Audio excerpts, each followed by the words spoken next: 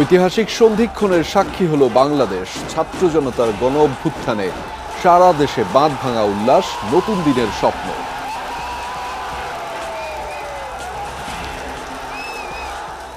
জান্নাতে গেলে যে শান্তি পাওয়া যায় তার চাইতে বেশি আমি শান্তি পাচ্ছি এখন। ছাত্ররা সবসময় অন্যায়ের প্রতিবাদ করেছে, ভবিষ্যতে করবে। সবাইকে হুঁশিয়ার করে দিতে চাই, দেড় দশকের রুদ্ধশ্বাস জেলখানা থেকে বাংলার মানুষ মুক্তি পেল। এই বিজয় সারা বাংলাদেশের ছাত্র সমাজে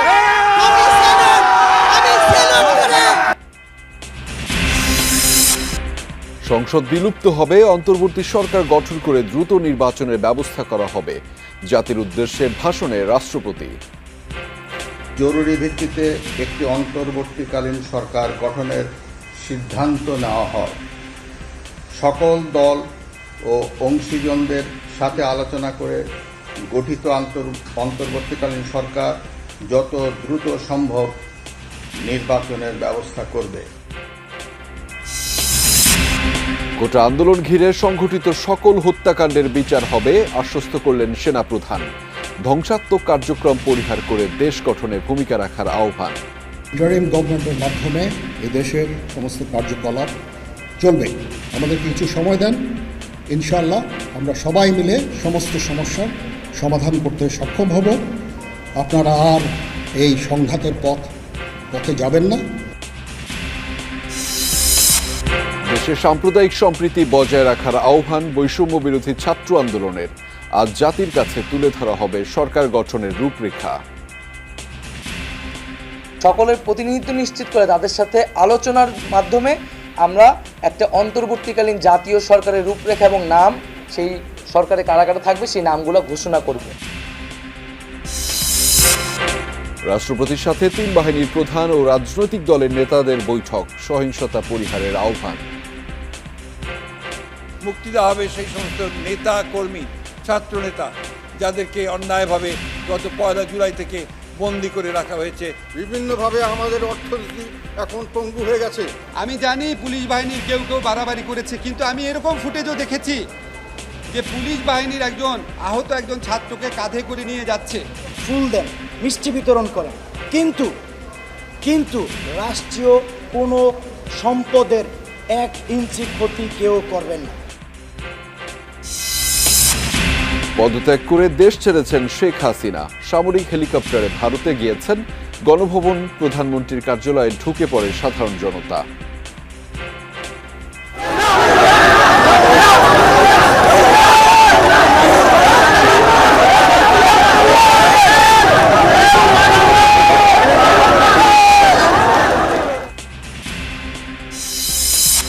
দেশ জুড়ে নজিরবিহীন নৈরাজ্য, রাজধানী সহ বিভিন্ন স্থানে ভাঙচুর, হামলা, অগ্নিসংযোগ ও লুটতরাজ।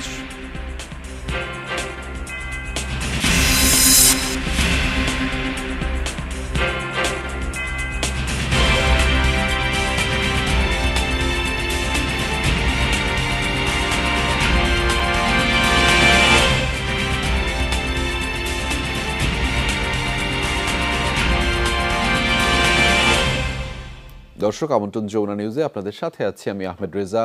এতক্ষণ শিরোনাম দেখছিলেন, এবার জানাচ্ছি বিস্তারিত। বাঙালির সব আবেগ যেন উছলে পড়ল আজ ঢাকার রাস্তায়। পথে পথে শুধু মানুষ আর মানুষ। কারো হাতে লাল সবুজের পতাকা, কেউ বা মাথায় বেঁধেছেন লাল কাপড়।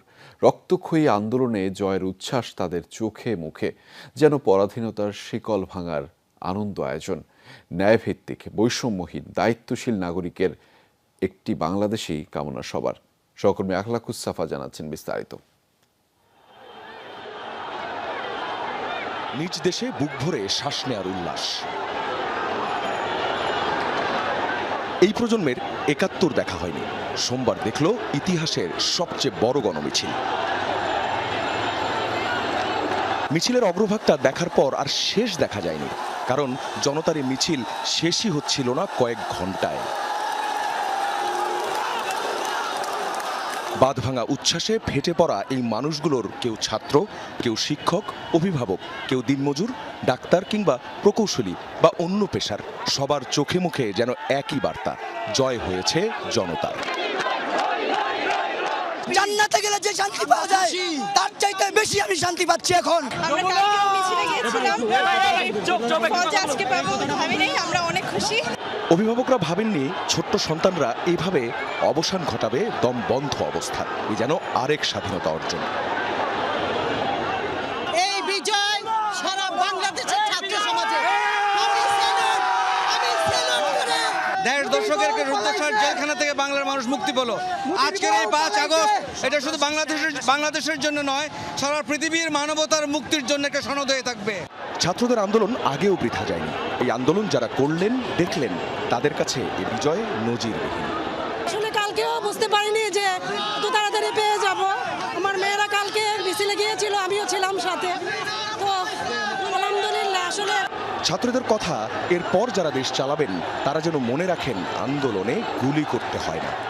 সরকার যেই আসুক না কেন, ছাত্ররা সবসময় অন্যায়ের প্রতিবাদ করেছে, ভবিষ্যতে করবে। সবাইকে হুঁশিয়ার করে দিতে চাই। পাড়া মহল্লার প্রতিটি মানুষের যে অংশগ্রহণ এবং এক দফা দাবিতে তাদের যে একাত্ম অবস্থান ছিল, সেই অবস্থানেরই একটি ফলাফল আজ দেখা যাচ্ছে। সকালের মিছিল দুপুরে পরিণত হয় গণমিছিলে, আর বিকেলে পুরো রাজধানীর সব মানুষই যেন নেমে আসেন রাস্তায়। আখলাক মুস্তাফা, যমুনা নিউজ, ঢাকা। সংবিধান অনুযায়ী সংসদ বিলুপ্ত করে দ্রুত অন্তর্বর্তীকালীন সরকার গঠন করা হবে। সেই সরকারের অধীনে দ্রুত একটি নির্বাচনের ব্যবস্থা করা হবে বলে জানিয়েছেন রাষ্ট্রপতি মোহাম্মদ শাহাবুদ্দিন। সোমবার রাতে জাতির উদ্দেশ্যে দেয়া ভাষণে একথা বলেছেন তিনি। এ সময় রাষ্ট্রপতি বলেন, বিএনপি চেয়ারপারসন খালেদা জিয়া সহ সকল রাজবন্দীদের মুক্তি দেয়া হবে। প্রতিহিংসা ভুলে দেশকে এগিয়ে নিতে দল মত সকলকে ঐক্যবদ্ধভাবে এগিয়ে যাওয়ার আহ্বান জানিয়েছেন তিনি। প্রধানমন্ত্রীর পদত্যাগ ও বৈষম্য বিরোধী ছাত্র আন্দোলনে সৃষ্ট পরিস্থিতিতে আজ বঙ্গভবনে 3 বাহিনীর প্রধান এবং বিভিন্ন রাজনৈতিক দলের নেতৃবৃন্দ, সুশীল সমাজের প্রতিনিধি ও বৈষম্য বিরোধী ছাত্র আন্দোলনের কয়েকজন সমন্বয়কদের সাথে আলোচনা হয়। শুরুতেই সেনাপ্রধান বিরাজমান সার্বিক পরিস্থিতি ও রাজনৈতিক দলগুলোর সাথে তার আলোচনা সম্পর্কে আমাকে অবহিত করেন। রাজনৈতিক নেতৃবৃন্দ এ সময় তাদের বক্তব্য তুলে ধরেন। সভায় বৈষম্য বিরোধী ছাত্র আন্দোলনের নিহত শহীদদের স্মরণে শোক প্রস্তাব গৃহীত হয়। এছাড়া জরুরি ভিত্তিতে একটি অন্তর্বর্তীকালীন সরকার গঠনের সিদ্ধান্ত নেওয়া হয়। সকল দল ও অংশীজনদের সাথে আলোচনা করে গঠিত অন্তর্বর্তীকালীন সরকার যত দ্রুত সম্ভব নির্বাচনের ব্যবস্থা করবে। বৈষম্য বিরোধী ছাত্র আন্দোলন ও বিভিন্ন মিথ্যা মামলায় আটক সহ সকল বন্দীদের মুক্তি দেওয়া হবে। বৈষম্য বিরোধী ছাত্র আন্দোলনের নিহতদের পরিবারদের ক্ষতিপূরণ প্রদান ও আহতদের সুচিকিৎসার প্রয়োজনীয় সকল সহায়তা দেওয়া হবে। সর্বসম্মতিক্রমে বিএনপির চেয়ারপারসন বেগম খালেদা জিয়াকে মুক্তি দেওয়ার সিদ্ধান্ত নেওয়া হয়। প্রিয় দেশবাসী, আমি দেশের আইন শৃঙ্খলা পরিস্থিতি স্বাভাবিক করতে এবং লুপ্তরাজ ও ধ্বংসাত্মক কর্মকাণ্ড বন্ধ করতে রাজনৈতিক দলগুলোর প্রতি আহ্বান জানাচ্ছি। জনগণের জানমাল ও রাষ্ট্রীয় সম্পদ রক্ষায় সশস্ত্র বাহিনীকে কঠোর পদক্ষেপ নেওয়ার নির্দেশ প্রদান করছি। সাম্প্রদায়িক সম্প্রীতি ও সংখ্যালঘুদের নিরাপত্তা নিশ্চিত করতে এবং সরকারি সম্পত্তি রক্ষায় সকলকে এগিয়ে আসার আহ্বান জানাচ্ছি। দেশের অর্থনীতি, প্রশাসন ও শিল্প কল কারখানা চালু রাখার লক্ষ্যে সকলকে কার্যকর ভূমিকা রাখার আহ্বান জানাই।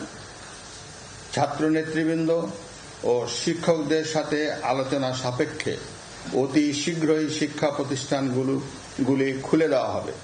এছাড়া যারা হত্যা ও সহিংসতার সাথে জড়িত নিরপেক্ষ তদন্তের মাধ্যমে তাদেরকে আইনের আওতায় আনা হবে। গণপ্রজাতন্ত্রী বাংলাদেশের সংবিধান অনুযায়ী অনতি বিলম্বে বর্তমান সংসদ বিলুপ্ত করা হবে। দেশের সকল অফিস আদালত আগামীকাল থেকেই স্বাভাবিকভাবেই চলবে।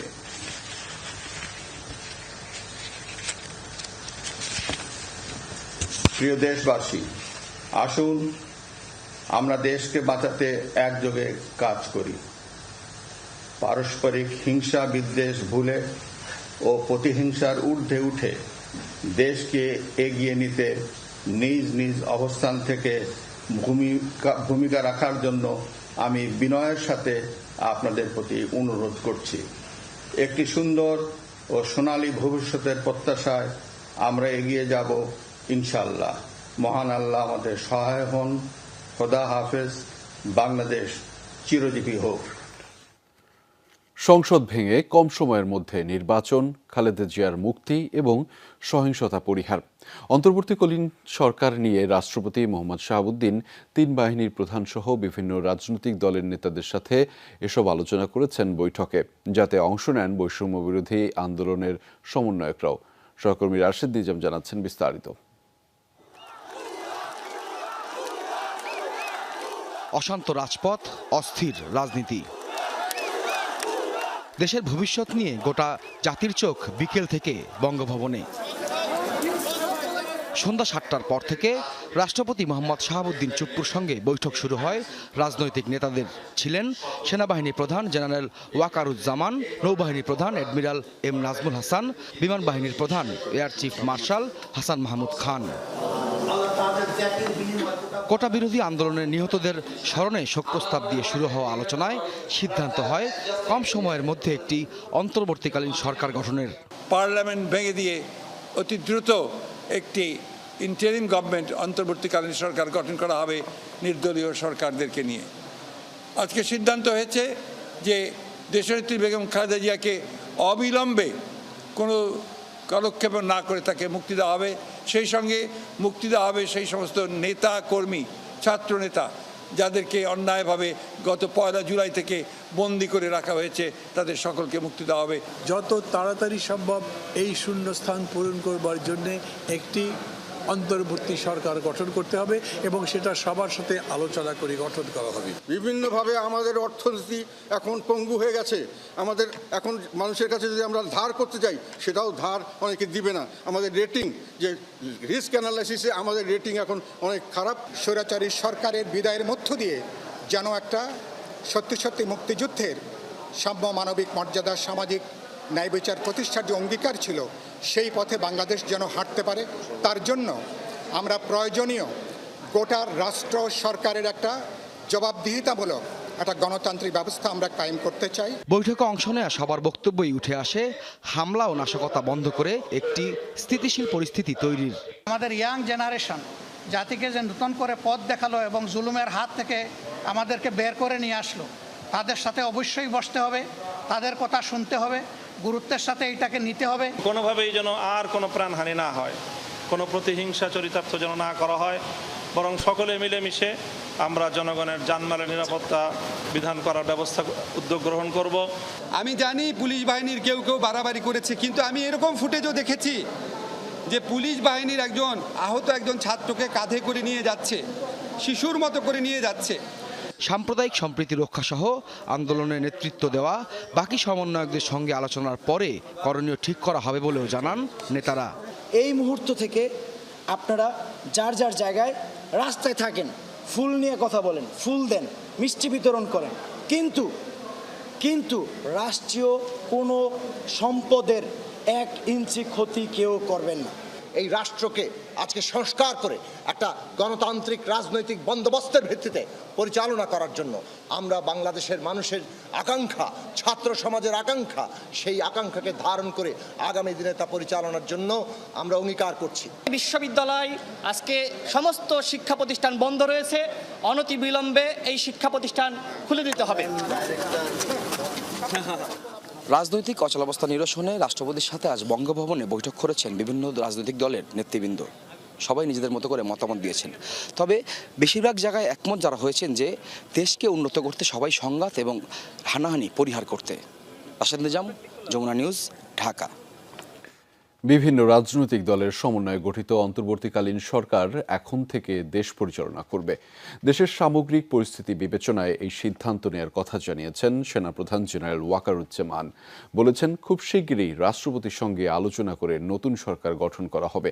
সব ধরনের ধ্বংসাত্মক কার্যক্রম থেকে সবাইকে বিরত থাকার আহ্বানও জানিয়েছেন তিনি। পাশাপাশি সহযোগিতা চেয়েছেন সুন্দর দেশ গঠনে। কোটা সংস্কার আন্দোলন ঘিরে সৃষ্ট অনাকাঙ্ক্ষিত পরিস্থিতিতে রোববার দুপুর ৩টায় দেশবাসীর উদ্দেশ্যে বক্তব্য দেন সেনাপ্রধান ওয়াকারুজ্জামান। সেনা সদর দপ্তর থেকে দেয়া বক্তব্যে জানান, পদত্যাগ করে দেশ ছেড়েছেন শেখ হাসিনা। পরিস্থিতি বিবেচনায় গঠন করা হবে অন্তর্বর্তীকালীন সরকার। এখানে আমরা সিদ্ধান্ত নিয়েছি যে একটা ইন্টারিম গভর্নমেন্ট আমরা ফর্ম করব এবং ইন্টারিম গভর্নমেন্টের মাধ্যমে এদেশের সমস্ত কার্যকলাপ চলবে। আমাদের কিছু সময় দেন, ইনশাআল্লাহ আমরা সবাই মিলে সমস্ত সমস্যার সমাধান করতে সক্ষম হব। আপনারা আর এই সংঘাতের পথে যাবেন না এবং শান্তি শৃঙ্খলার পথে ফেরত চলে আসেন। কোটা আন্দোলনকে ঘিরে যেসব হত্যাকাণ্ড হয়েছে সেগুলো বিচার হবে বলে দেশবাসীকে আশ্বস্ত করেন সেনাপ্রধান। আমি আপনাদের কথা দিচ্ছি, সমস্ত হত্যা, সমস্ত অন্যায়ের বিচার আমরা করব। আপনারা সেনাবাহিনীর প্রতি আস্থা রাখেন, সশস্ত্র বাহিনীর প্রতি আস্থা রাখেন।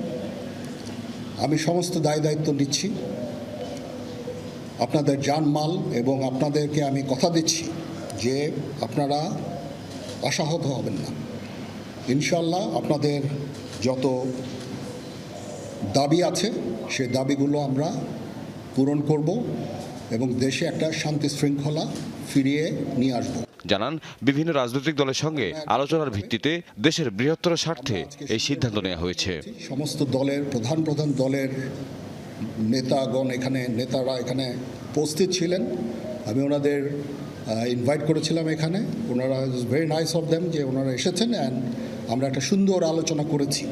আজকে এখানে জামাতের আমির ছিলেন, আমাদের বিএনপির শীর্ষস্থানীয় নেতৃবৃন্দ এখানে ছিলেন, জাতীয় পার্টির নেতৃস্থানীয় নেতৃবৃন্দ এখানে ছিলেন, এবং সুশীল সমাজ, এবং এখানে ডক্টর আসিফ নজরুল উনি নিজেও ছিলেন এখানে, এবং উনি আমার সামনেই উনি সমস্ত ছাত্রদেরকে একটা সুন্দর বার্তাও দিয়েছেন এবং আমি আশা করি যে ছাত্ররা সেই বার্তা শুনে ওনার কথা ওনাকে সবাই শ্রদ্ধা করে। এখানে আওয়ামী লীগের কেউ ছিল না, আওয়ামী লীগের কেউ ছিল না। সবাইকে শান্ত থেকে সব ধরনের ধ্বংসাত্মক কার্যক্রম থেকে বিরত থাকার আহ্বান জানান তিনি। আপনারা আমার সাথে সহযোগিতা করেন, দয়া করে আর এই ভাঙচুর, হত্যা, মারামারি, সংঘর্ষ এগুলো থেকে বিরত হন। আমি নিশ্চিত যে আপনারা যদি আমার কথা মতো চলেন, আমাদের সাথে যদি একসাথে যদি কাজ করি আমরা, নিঃসন্দেহে আমরা একটা সুন্দর পরিণতির দিকে আমরা অগ্রসর হতে পারব।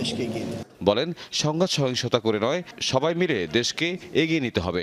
মারামারি করে এই সংঘাতের মাধ্যমে আমরা আর কিছু অ্যাচিভ করতে পারবো না। দয়া করে আপনারা সমস্ত ধ্বংসযজ্ঞ, সমস্ত অরাজকতা, সমস্ত সংঘর্ষ থেকে বিরত হন। তাওহিদ মিথুন, যমুনা নিউজ, ঢাকা। বিজয়ের এই সময়ে সবাইকে ধৈর্য ধরার এবং শান্ত থাকার আহ্বান জানিয়েছেন বৈষম্য বিরোধী ছাত্র আন্দোলন। উল্লাসের এই সময় যেন কেউ ধ্বংসাত্মক কাজ করতে না পারে সে বিষয়ে ছাত্র জনতাকে সজাগ থাকার আহ্বানও জানিয়েছেন তারা। সন্ধ্যায় এক ব্রিফিংয়ে তারা জানিয়েছেন, আগামী 24 ঘন্টার মধ্যে অন্তর্বর্তীকালীন সরকারের রূপরেখা ঘোষণা করবে বৈষম্য বিরোধী ছাত্র আন্দোলন। ব্রিফিংয়ে সমন্বয়করা জানিয়েছেন, এখনই চূড়ান্ত বিজয় আসেনি। ফ্যাসিবাদী ব্যবস্থার পতন না হওয়া পর্যন্ত মাঠে থাকবে বৈষম্য বিরোধী ছাত্র আন্দোলন। সব ধরনের সহিংসতা রুখে দেওয়ার আহ্বানও জানিয়েছেন সমন্বয়করা। কোটা সংস্কারের দাবিতে বৈষম্য বিরোধী ছাত্র আন্দোলনের ব্যানারে সূচনা হয়েছিল এই আন্দোলনের, যা পরে রূপ নেয় ছাত্র জনতার গণ অভ্যুত্থানে। এই বিজয়ের পর রাজধানীর তেজগাঁওয়ের একটি ভবনে একসাথে মিলিত হয়েছিলেন বৈষম্য বিরোধী ছাত্র আন্দোলনের কয়েকজন সমন্বয়ক। নিজেদের সাথে কথা বলার পর মুখোমুখি হন গণমাধ্যমের সাথে। এই ছাত্র নাগরিক অভ্যুত্থানটিকে আমরা আমাদের যে আন্দোলনের শহীদ এবং হতাহত এবং মুক্তিকামী ছাত্র জনতাকে উৎসর্গ করছি। বলেন এখনো চূড়ান্ত বিজয় আসেনি, দ্রুত একটি অন্তর্বর্তীকালীন সরকারের রূপরেখা তৈরি করা হবে বলে জানান নাহিদ ইসলাম। আমরা একটি অন্তর্বর্তীকালীন জাতীয় সরকারের প্রস্তাব করব। সেই জাতীয় সরকারে অভ্যুত্থানকারী ছাত্র নাগরিকদের অংশ থাকবে এবং সমাজের যে নাগরিক সমাজ সহ যে নানান পেশাজীবী এবং নানান ধরনের পক্ষ রয়েছে সকলের প্রতিনিধিত্ব নিশ্চিত করে তাদের সাথে আলোচনার মাধ্যমে আমরা একটা অন্তর্বর্তীকালীন জাতীয় সরকারের রূপরেখা এবং নাম, সেই সরকারে কারা কারা থাকবে সেই নামগুলো ঘোষণা করব। বর্তমান পরিস্থিতির সুযোগ নিয়ে কেউ যেন রাষ্ট্রীয় সম্পদ স্থাপনায় আগুন দিতে না পারেন সেই বার্তা দিয়েছেন সমন্বয়করা। একই সাথে সংখ্যালঘু কেউ যেন হামলার শিকার না হন সেই আহ্বান রাখেন সবার প্রতি। এই দেশ আমার, এই রাষ্ট্রীয় সম্পদ আমাদের, সেক্ষেত্রে কেউ যাতে কোনো ধরনের লুটপাট, সাম্প্রদায়িক হামলা, কোনো ধরনের উস্কানিতে কান না পাতে মুক্তিকামী ছাত্র জনতাকেই সতর্ক থাকতে হবে এবং দেশের সম্পদ রক্ষা করতে হবে।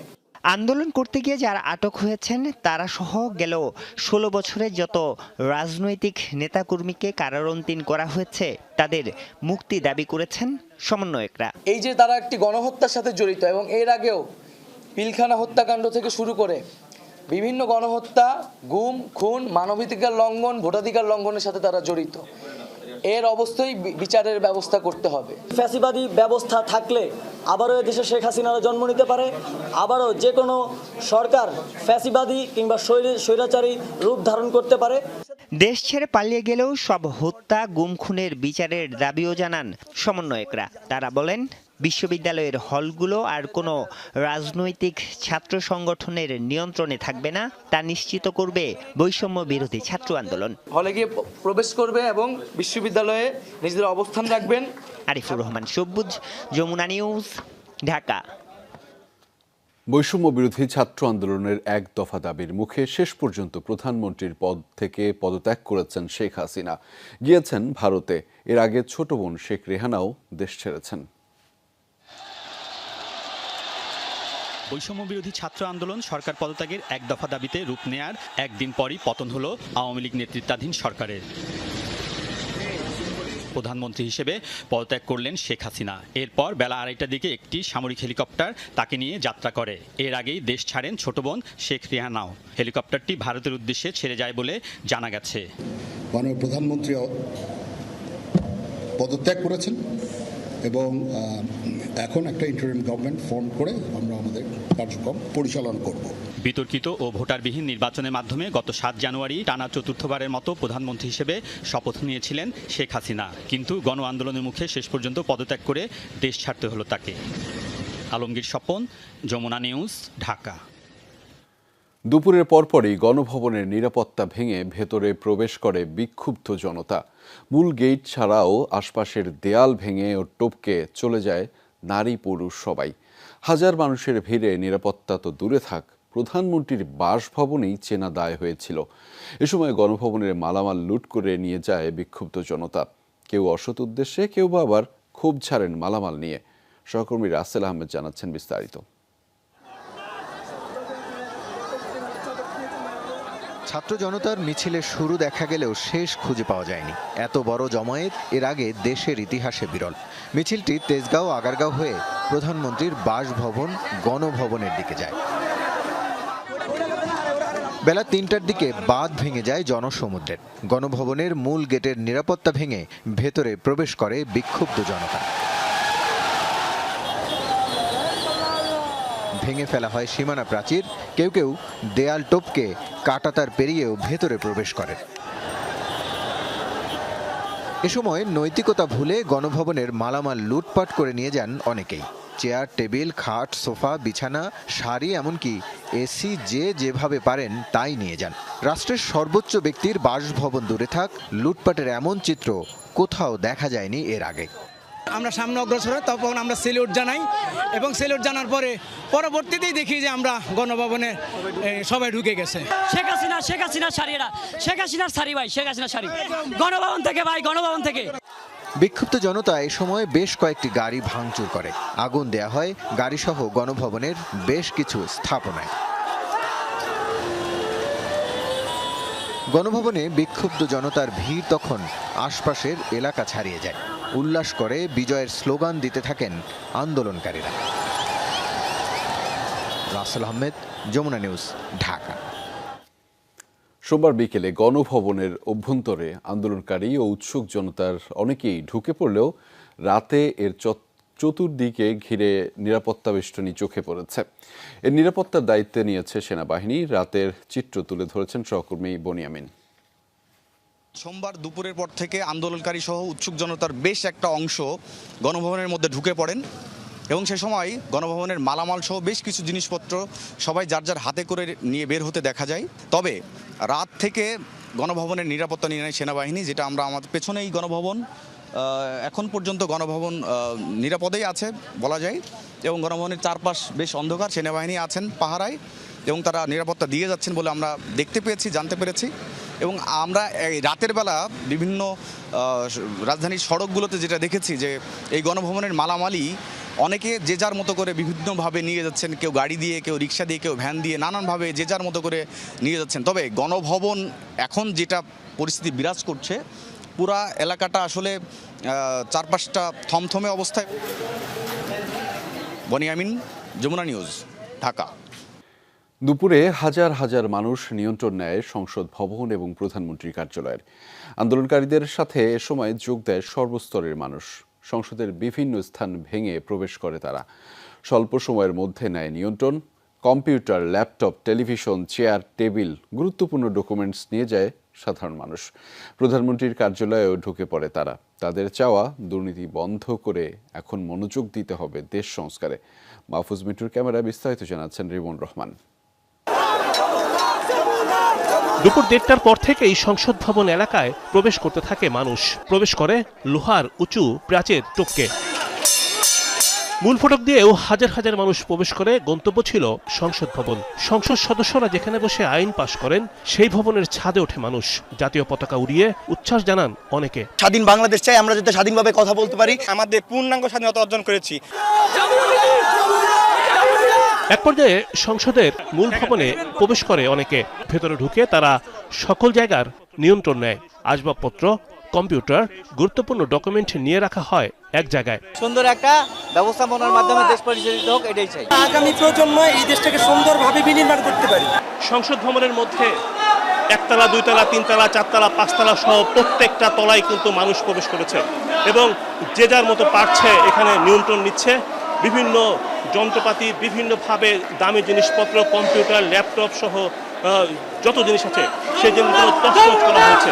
এ সময় সাধারণ মানুষ সংসদের কাগজপত্রও নিয়ে যায়। তাদের দাবি এসব সংরক্ষণ করা হবে। আমি মনে করি এটা আমার কাছে সেফ, আমার কাছে সেফ। এটা আমি যখন সময় মনে হবে অবশ্যই আমি জায়গা মতো দিয়ে আসবো। অনেক আছে কর্মমজুর, তারা পর্যন্ত যা পাইছে সব নিয়ে গেছে। সামান্য লেক্সাস বিস্কুট তাও নিছে। আমরা পুরো লজ্জিত। সাধারণ শিক্ষার্থীরা এখানে এসেছেন, তারা এই রাষ্ট্রের সম্পদ সুরক্ষা করার জন্য, রক্ষা করার জন্য তারা এখানে দাঁড়িয়েছেন। এখানে অনেকে বিশ্ববিদ্যালয় এবং কলেজের দাঁড়িয়ে তাদের যে আমাদের জনগণের টাকায় কেনা যে সম্পদ, সেই সম্পদ রক্ষা করার জন্য চেষ্টা করছে। রাষ্ট্রীয় সম্পদ রক্ষায় বিশ্ববিদ্যালয়ের শিক্ষার্থীরা উদ্যোগ নেয়। কেউ যাতে কোনো সম্পদ না নিতে পারে সে ব্যাপারে সতর্ক করা হয়। ওদিকে দুপুরে প্রধানমন্ত্রীর কার্যালয়েও নিয়ন্ত্রণ নেয় সাধারণ মানুষ। দেয়াল টপকে ভেতরে প্রবেশ করে মূল ফটক খুলে দেওয়া হয়। তারপর প্রবেশ করে হাজার হাজার মানুষ। বৈঠক রুম, দরবার হল সহ প্রতিটি কক্ষে মানুষ প্রবেশ করে। এ সময় তারা কোটা বিরোধী আন্দোলনের নানা স্লোগান দেয়ালে লিখে দেন। অনেকে প্রধানমন্ত্রীর কার্যালয়ের ছাদে ওঠে। সেখানে দাঁড়িয়ে উচ্ছ্বাস প্রকাশ করা হয়। বলা হয় রাষ্ট্র সংস্কারে সকলকে এগিয়ে আসতে হবে। তবে প্রধানমন্ত্রীর কার্যালয় থেকে গুরুত্বপূর্ণ জিনিসপত্র নেবার সময় বাধা দেয় সচেতন শিক্ষার্থীরা। তারা জনগণের সম্পদ সুরক্ষায় উদ্যোগ নেয়।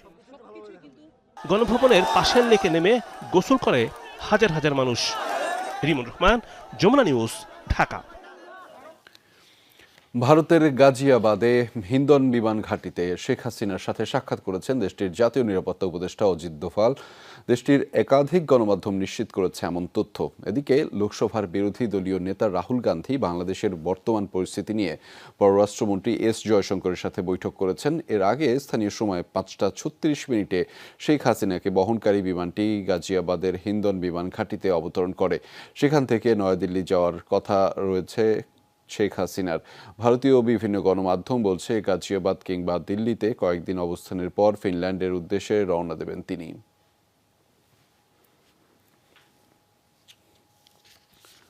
অন্তর্বর্তীকালীন সরকারের প্রধান উপদেষ্টা হিসেবে নোবেল বিজয়ী ডক্টর মোহাম্মদ ইউনূসের নাম প্রস্তাব করা হবে বলে জানিয়েছেন বৈষম্য বিরোধী ছাত্র আন্দোলনের সমন্বয়ক নাহিদ ইসলাম। সামাজিক যোগাযোগ মাধ্যমে পোস্ট করা একটি ভিডিওতে এই কথা জানিয়েছেন তিনি।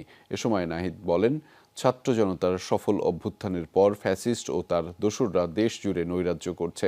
ছাত্র জনতার অভ্যুত্থান নস্যাৎ করার জন্যই পরিকল্পিতভাবে এসব ঘটনা হচ্ছে বলেও অভিযোগ করেছেন তিনি।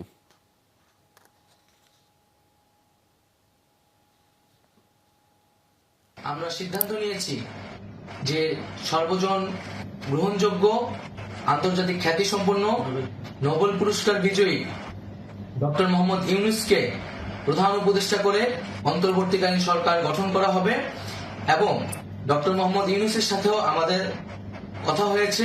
তিনি ছাত্র জনতার আহ্বানে বাংলাদেশকে রক্ষা করতে এই গুরু দায়িত্ব নিতে সম্মত হয়েছে।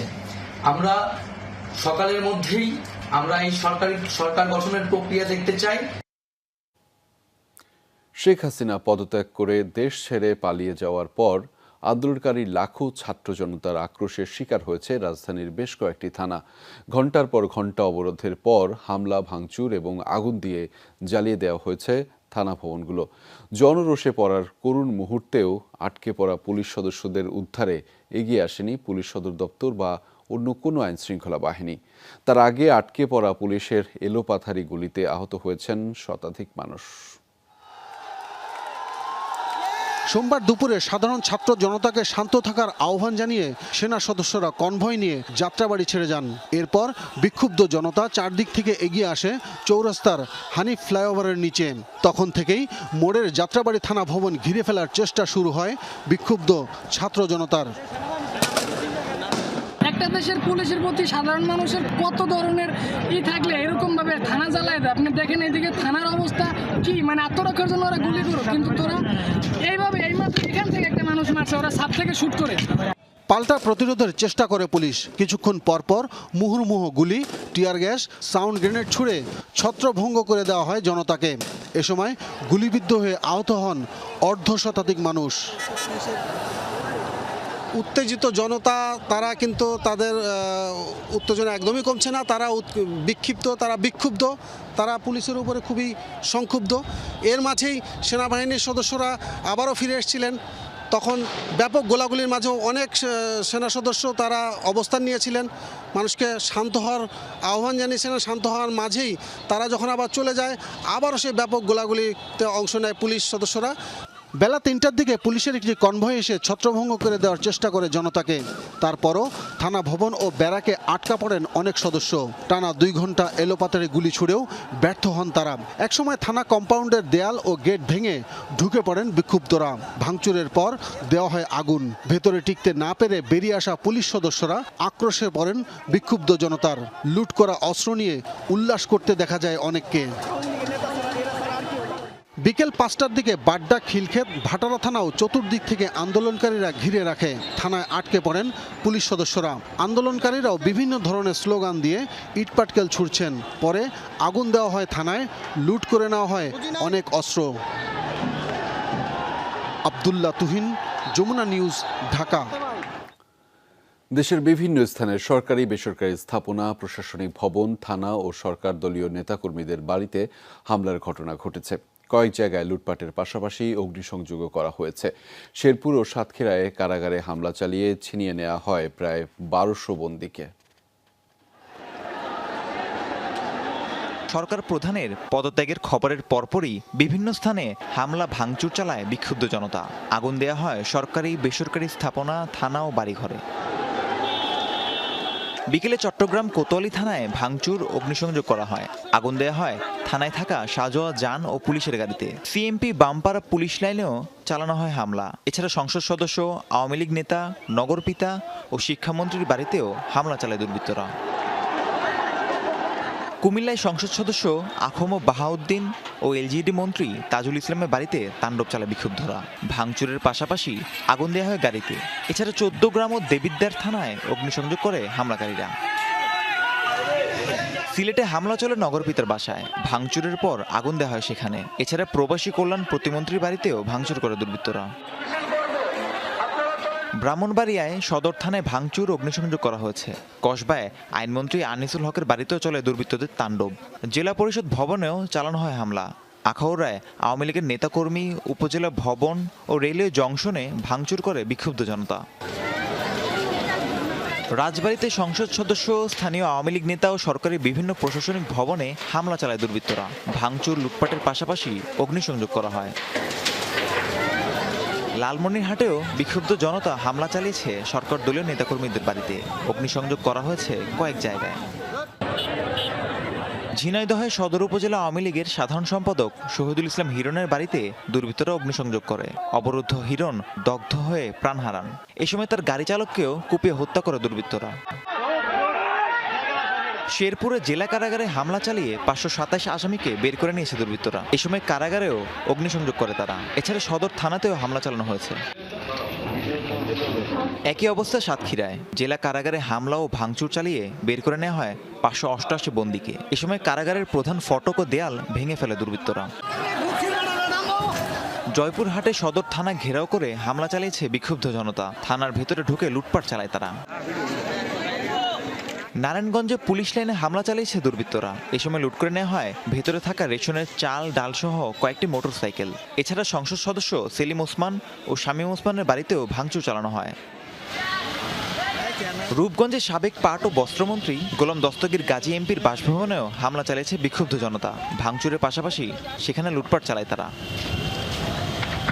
ঢাকার ধামরাই থানায় হামলা চালিয়ে ভেতরে থাকা গাড়িতে আগুন দেওয়া হয়। ভাঙচুর করা হয় থানায়।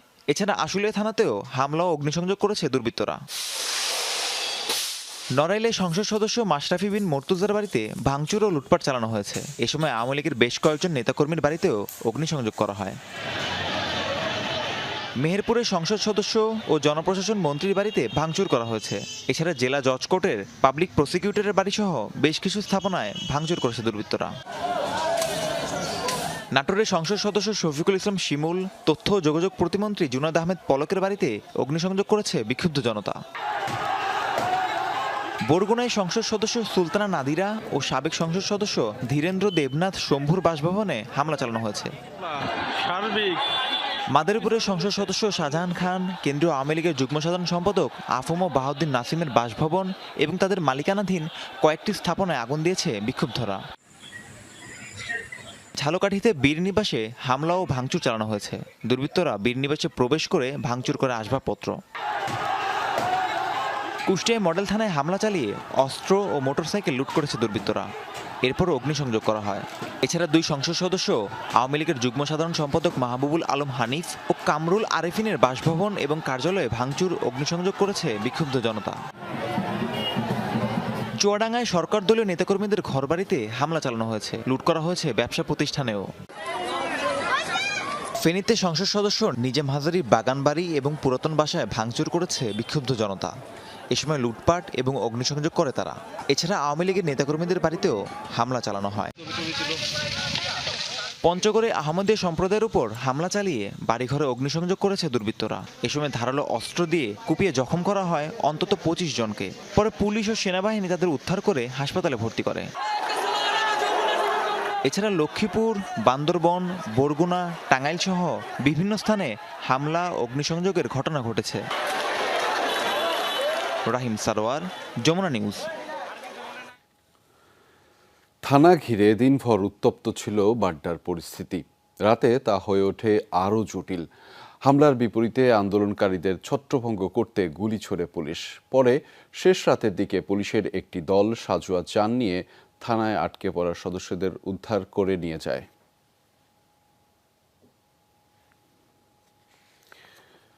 বেসরকারি টেলিভিশন ৭১ টেলিভিশন ও সময় টেলিভিশনের অফিসে হামলা চালিয়েছে দুর্বৃত্তরা। হামলা হয়েছে এটিএন বাংলা ও এটিএন নিউজেও। এই 4টি বেসরকারি চ্যানেলের সম্প্রচার বন্ধ হয়েছে। বিকেলে সময় টিভিতে হামলা করে দুর্বৃত্তরা। প্রথমে কিছু উৎসুক জনতা বিয়ে উত্তম সিআর দত্ত রোডের নাসির ট্রেড সেন্টারের 9ম ফ্লোরে হামলা চালায়। পরে ভাঙচুর চালিয়ে নাসির ট্রেড সেন্টারের নামফলক মুছে দেয় তারা। ভবন মালিকরা তাদের থামানোর চেষ্টা করলেও তা কাজে আসেনি। পরের সময় টিভির ফ্লোরে যাওয়ার চেষ্টা করেন তারা, বাধা দিলে লিফটে ভাঙচুর চালানো হয়।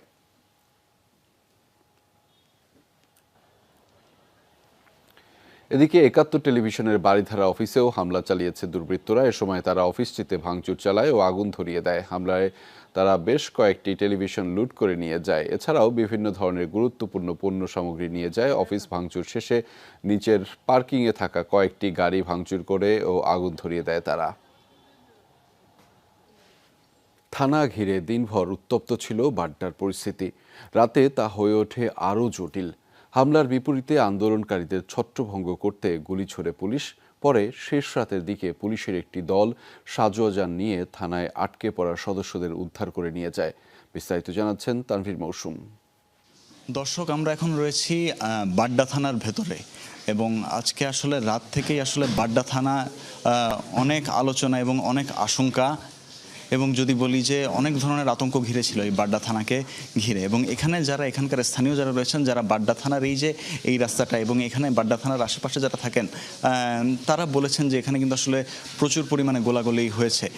সে কথাটি কিন্তু তারা বলেছেন এবং তারা বলেছেন যে এখানে আসলে যে কী পরিমাণ ক্ষয়ক্ষতি হয়েছে সেটাও তারা বলেছেন এবং সেই সাথে হতাহত, নিহত, আহতের কথাও তারা বলেছেন। এবং এখানে তাদের আসলে বেশ কিছু অভিযোগ রয়েছে। এখানকার যারা এলাকাবাসী রয়েছেন তারা বলেছেন যে পুলিশ আসলে এখানে মুহুর্মুহু গুলি চালিয়েছে এবং টিয়ার শেল তারা নিক্ষেপ করেছে, বিভিন্ন ধরনের কথা কিন্তু তারা বলেন। এবং আমরা দেখেছি যে আসলে এই যে বাড্ডা থানার অবস্থা, বাড্ডা থানার যদি বলি যে মূল সড়ক থেকে যখন ভিতরে আসতে আমরা দেখতে পাই যে আসলে পুরো এই যে ভিতরের এই গলিটি, পুরো গলিটি কিন্তু আসলে পুরোই রণক্ষেত্রতে রূপ নিয়েছিল এবং এখন যা কিছু আছে তার পুরোটাই মূলত ধ্বংসস্তূপ। এবং পুরো থানার মধ্যে আসলে আগুন লেগে গিয়েছে এবং আগুনে পুড়ে গিয়েছে। এবং এখানে আরেকটি বিষয় হচ্ছে, যেহেতু এটি একটি ব্যক্তি মালিকানাধীন ভবনে আসলে বাড্ডা থানার অবস্থান ছিল, এখানকার দোতলা তিনতলাতেও আসলে আমরা দেখতে পেয়েছি যে প্রচুর পরিমাণে এখানে ক্ষয়ক্ষতির চিহ্ন, বলতে গেলে কোনো কিছুই অবশিষ্ট নেই, কোনো কিছুই অক্ষত নেই। এবং এখানকার বাড়ির মালিকও বলছেন যে আসলে এই যে এরকম ক্ষয়ক্ষতি এবং সে ক্ষয়ক্ষতির যে তাকে আসলে অনেক দিন ধরে টানতে হবে। গোলাগুলিটা মূলত শুরু হয় 2টা বা তার কিছু আগে পরে এরকম সময়ের মধ্যেই তারা এই সময়ের কথাটা উল্লেখ করেন। তারা আমাদেরকে কিছু অবিস্ফোরিত বুলেটও দেখান এবং আমরাও দেখতে পাই যে আসলে এখানে বিভিন্ন ধরনের গুলির যে পরবর্তীতে যে ব্যবহৃত কার্তুজগুলো রয়েছে সেগুলো পড়ে থাকতে আমরা দেখেছি। তারা অনেকগুলো জায়গা দেখিয়েছেন আমাদেরকে যেগুলো আসলে সম্পূর্ণরূপে ক্ষতিগ্রস্ত হয়ে গিয়েছে। বাড্ডা থানার এই এলাকাটিতে যা আসলে ঝড় বয়ে গেছে এবং এখানে যে আসলে একটি অনেক বড় রণক্ষেত্র তৈরি হয়েছিল সেটার আলামত কিন্তু এই পুরো এলাকা জুড়ে স্পষ্ট। বাড্ডা থানার ভিতর থেকে আমার কাছে এই ছিল সর্বশেষ। মঙ্গলবার সকাল থেকে বাংলাদেশের সব সরকারি, আধা সরকারি, স্বায়ত্তশাসিত, আধা স্বায়ত্তশাসিত বেসরকারি প্রতিষ্ঠান, কলকারখানা খোলা থাকবে। রাতে আন্তঃবাহিনীর জনসংযোগ পরিদপ্তর আইএসপিআর থেকে পাঠানো এক বিজ্ঞপ্তিতে এই তথ্য জানানো হয়। এতে বলা হয়, মঙ্গলবার চলমান কারফিউ সকাল 6টা পর্যন্ত বলবৎ থাকবে। জনপ্রশাসন মন্ত্রণালয়ের ঘোষিত 3 দিনের সাধারণ ছুটি পরিবর্তন করা হয়েছে। আগামীকাল মঙ্গলবার থেকে, অর্থাৎ আজ মঙ্গলবার দিন থেকে দেশের সকল স্কুল, কলেজ, শিক্ষা প্রতিষ্ঠান ও কলকারখানা খোলা রাখার নির্দেশনা দেওয়া হয়েছে। আইএসপিআর থেকে আরও জানানো হয়, সেনাবাহিনী প্রধান আজই সকল ছাত্র শিক্ষক প্রতিনিধির সাথে সরাসরি আলোচনায় বসবেন।